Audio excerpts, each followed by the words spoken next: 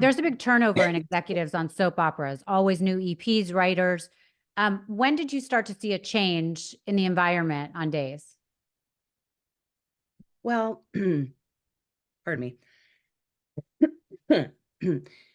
I think there was always something you'd see on the show. Mm-hmm. Look, it's the soap opera started in the 80s, and I think behavior is something you either get used to and you just kind of move on, or you could speak up about it, or you could not. You could report it, or you could not. And I think a lot of us just like, let's just go through with our day. Mm-hmm. So sorry. No, take your time. But, as a young person on the show, you just want to keep your job. And the entertainment industry is full of inappropriate things. Mm-hmm. And like I Which said, which almost seems normalized at the time, especially at the beginning, I think. absolutely. And there are things that I do feel like I think in life you should have a thicker skin. Mm-hmm. Absolutely. I mean, I'll tell you, modeling overseas, uh, it's worse than anything, that you see here. I mean, I have other stories. Mm-hmm. When I was being interviewed during the Trump situation with the Access Hollywood tapes, I'm like, why don't you report about the things that really matter? Mm-hmm. About what happened to women that are not protected in that industry. But that's a whole other story. That's a whole other Right. podcast. Right. But so I would see things, here and just move on, and a lot of the times, I learn how to handle myself in a situation. So I never felt it directly early on. Mm. But as I got older and as I got to know people on the show or hear stories about things that happened on the show, I just went, how can I support? Mm. How can I be there? How can we work through this together? And what have you done to help yourself? Because Mm-hmm. really at the end of the day, it is the person's responsibility to help themselves. Yeah. And so when you see these things happen, you hope that the right person that you're telling the situation to does something about it. Right. So you're saying there were conversations in the background for a long time about, oh, this is happening to me, is it happening to you? Kind of letting it go, but everyone was a little bit aware that it wasn't just them. Yes, absolutely. There's always a story. There's stories that go way back. Yeah. But and again, it's an era thing, right? Mm-hmm. These things happen. Is anybody going to listen to me? Because a lot of things for women at that in that time, you weren't heard. Right. Or Sometimes we're you were still seen not heard. as difficult and a pain in the ass and, trouble. Yeah, right, great. She's, creating nuisance. Mm-hmm. So, there's and you want to protect people to a certain degree. And I think that's really important to do because again, if it doesn't really have a lot to do with you, you have to be careful. Yeah, I even right now have to be careful about what I say and what I Mm-hmm. share because I'm in the middle of something right now, Yeah. Well, right? and I also think it's interesting because I think we've all been in situations, yours especially though, where you want to be liked. I mean, your job is about keeping your job, and you don't want to create problems where you want to be liked even by the person that's giving you a hard time. So Right. sometimes you do choose to go along with it much longer because in essence, they're making you feel like they like you and and if you screw that up, it could be detrimental. I mean, I think it's understandable. When did the behavior by Mr. Alarr progress to the point that you felt that you had to finally say something? Well, I think that as I heard these stories go continue on, it was a time when I just went, okay, enough is enough. Enough is enough. Mhm. And that's when and that was last year in March when I Mhm. just it's really it affected me more hearing other people's stories. And I thought, just as a mama bear, a mother, a friend, I just went, nobody's saying anything or doing anything. And Mhm. that's the reason I stood up. That's the reason I said, okay, I'm trying to help. I'm Mhm. trying to create a situation. It wasn't me going, this is all about me. I've never been that way. I've been nothing but loyal. I've been nothing but kind. I've been nothing but good. And I Mhm. have tons of people to back that up about, supporting those who really have been in not such great situations. And so that's what I was trying to do for the whole show in its entirety. Mhm. Say, I'm just trying to relay something to you that's going on that needs to be addressed. Yeah. And while it was being addressed, the Deadline article comes out about, this inappropriate behavior. There are 30 people that came forward. It's not, so I'm getting targeted because I'm the one that said something. Mhm. But there are so many people who thankfully, had said something to create the change that needed to happen. Mhm. Um, if I convinced 30 people to do that, wow, that's impressive. Yeah. You Yeah. know what I mean? So Can you're you like, yeah, can you talk yeah. about the process though of what you had to go through to get someone to actually listen at the beginning to get him removed from the show? Like what talk about how hard that was. So just by the steps and a legal sense, because I did everything, by the book, Mhm. right? Just what matters most are facts. Okay. Facts, facts, facts. It is not my emotion. It's not anybody's emotions. It's the facts. And so that is the most important thing as any woman that I would share, any person that is going through a situation like this. If you are not presenting that, and if you are not, creating a situation for yourself to make sure that that is happening, Mhm. then that's when things go awry. But I knew that what the steps that I was taking were right because, Mhm. I have a fantastic civil rights attorney. And I did everything by the book. So that process for me, it's slow going as it is, it needed to be said, Mhm. it needed to be walked through. The investigation happened. Again, I'm not saying anything that isn't out there on Yeah. on online, right? Mhm. So, the Sony started an investigation, and then the powers that be decide what they're going to do. And I mean, I have notes from, and people can go back and read these. You have you know, actors that came forward to Deadline and said certain things, Mhm. and went, well, how is this, okay? Because it's the fact that one person comes out, I can see people going, or corporations saying, it's only one person that came out, but 25 to 30 people, you probably should do something. Right. It's just my guess. And had you tried to have a conversation at the very beginning with him directly, with Mr. Alar, and say, "Can you stop?" I mean, and okay, we'll answer that first, and then I'll get to my next question.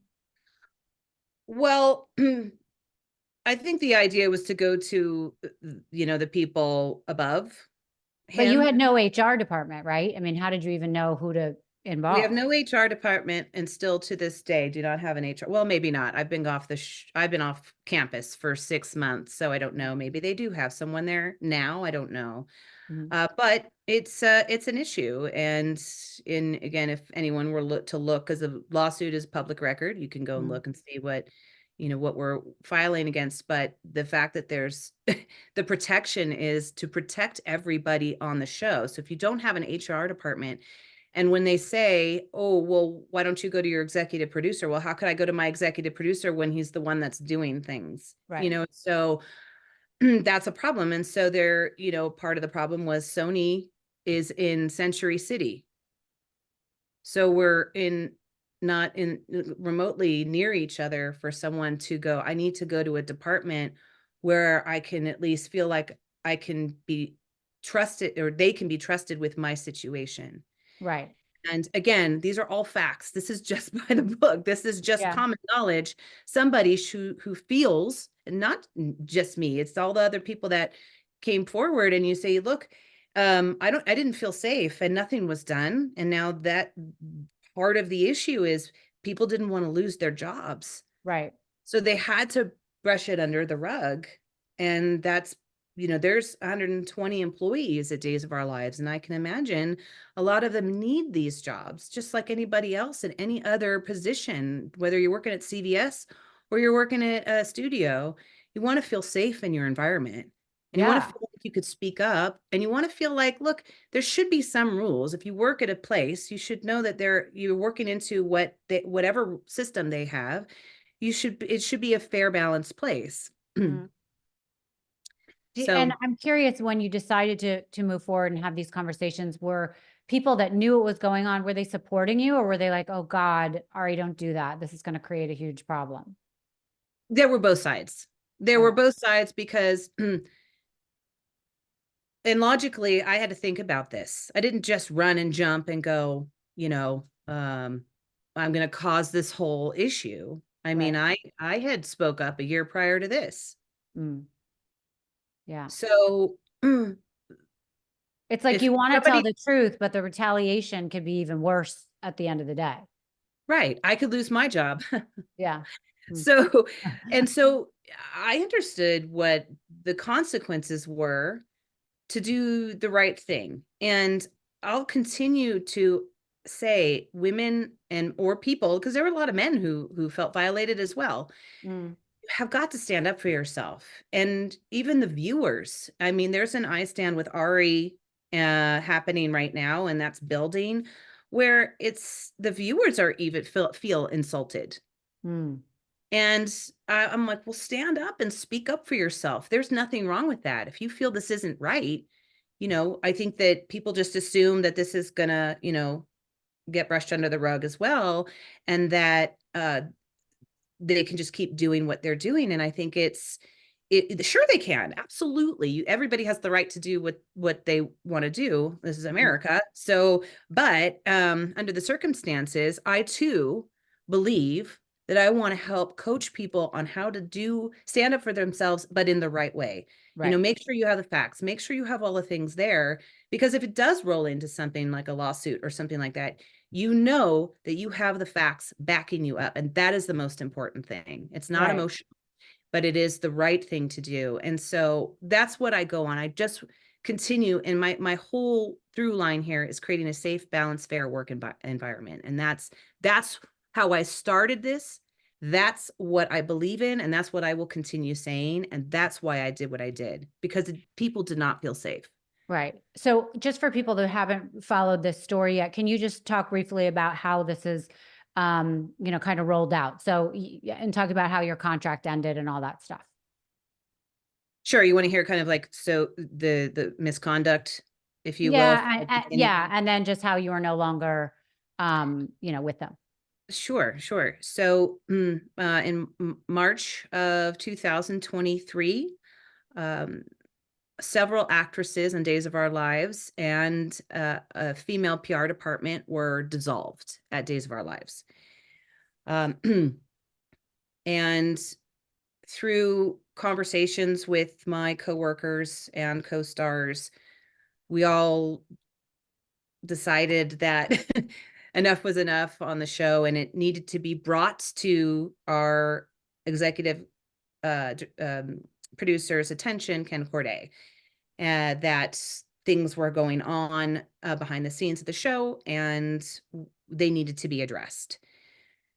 So an investigation was started, and um, during that process, the executive producer that this was against was still working on the show, and many people were still uncomfortable that he was still working on the show.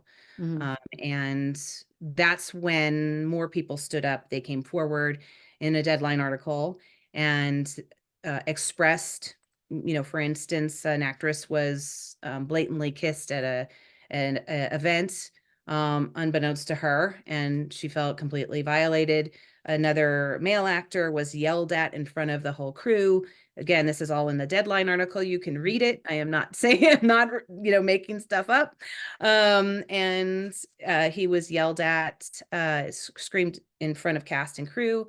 And according to sources close to the situation, the verbal attack happened after the actor got a hair trim, which he Mm. apologized for, even though he wasn't on contract at the time.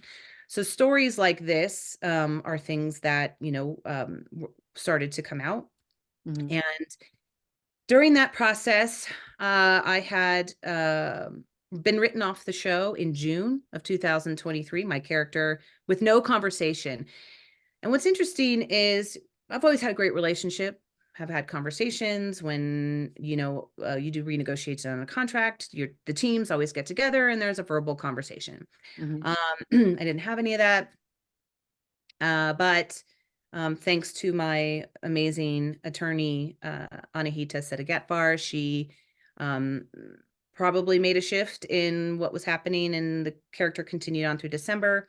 And then that's when things shifted. There was no conversation about my contract, and basically it ran its course, and I'm just not on the show.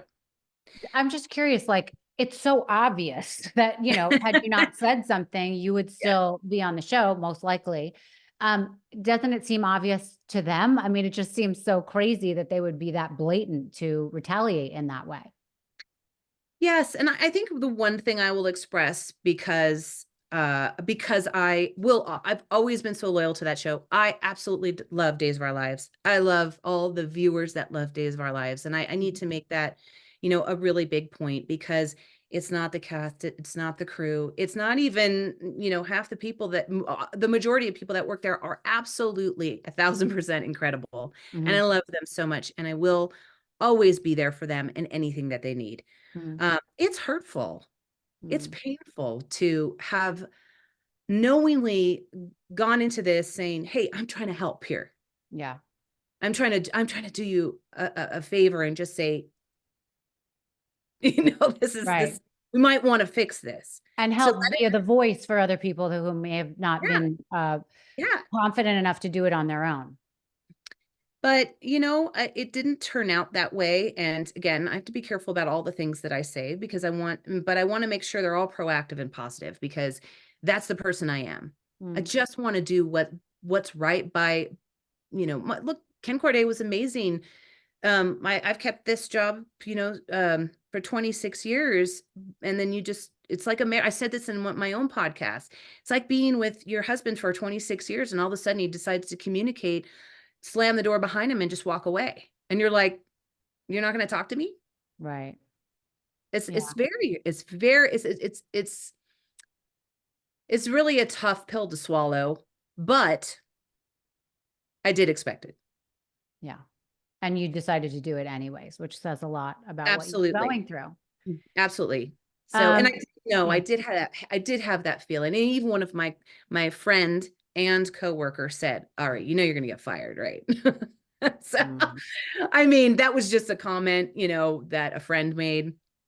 And I said, "Yeah, but look at, if the goal here is we want people to continue to work at Days of Our Lives. I know Mhm. personal stories of coworkers, and I don't want them to lose their jobs. I want this show to keep going. That was Mhm. the whole point of doing this."